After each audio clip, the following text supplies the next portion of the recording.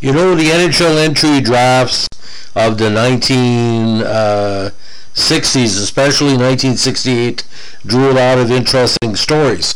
Not because the players weren't talented to make the NHL, is that how they ended up in Major League Hockey was through various machinations.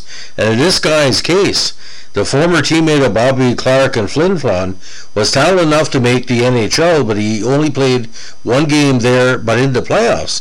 Then became one of the most in-demand role players in the WHA over the middle part of the decade.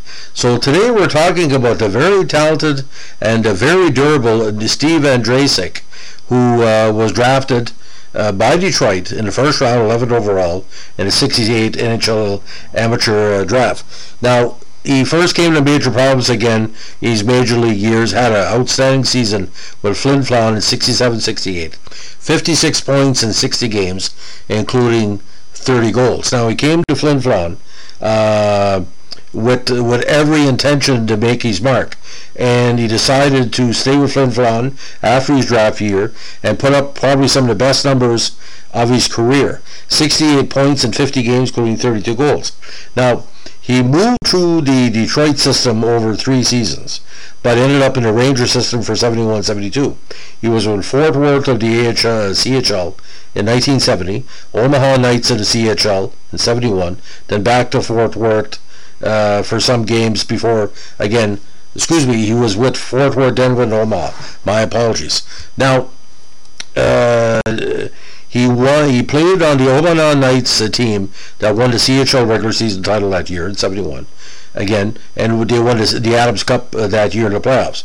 Now, moved over to the Province Reds for 71-72 and put up some decent numbers, 24 points in 74 games. He also put up two goals in 5 playoff games. Now, when Ron Stewart got hurt, a key player for the Rangers, he got called up by the big club because he could play Ron's type of game.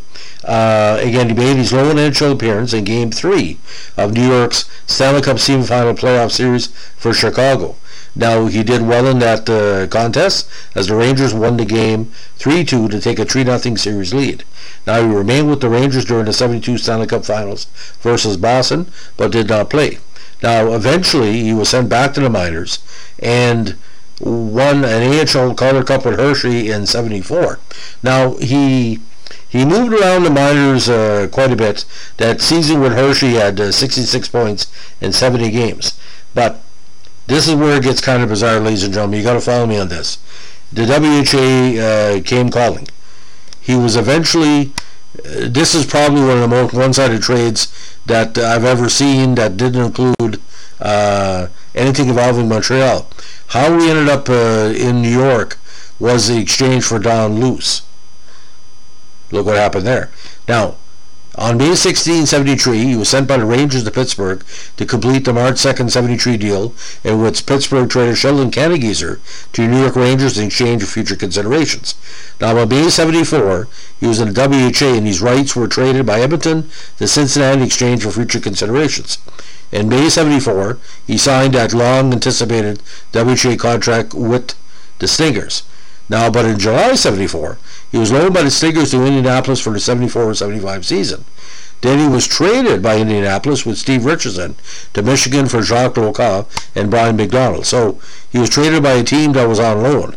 He was put on loan. Now, the WHA, like I said, came calling. He was selected by the Oilers in the 72 WHA draft, which was the first ever for the association. He was also selected by the New York Golden Blades in the 73 WHA draft of our professional players. Now, prior to entering pro hockey, he was a minor. And a young kid to be in the mines, but like in Sheridan in Manitoba, that was a big demand for good, strong young men to work the mines there, and that's what he ended up with. Now, Steve also led his team into the SHL playoffs in 76 Hampton, where he scored 6 goals. So just to recount these mid-1970s tenure. He played 20 games for the Racers in 75, 2 goals, 4 assists for 6 points. 57 games with the Stags with 4 goals and 7 assists for 11 points. He also played in the SHL with Greensboro with 1 goal in 3 games. In 76, back with the Stingers, 5 points in 20 games, but also played with Hampton. And again, the goals, he had 16 goals in the regular season in 32 games, 6 goals in the playoffs. Back to Hershey in 77 with 16 goals and 23 assists for 39 points, and then 4 goals and 9 assists for 13 points in 78.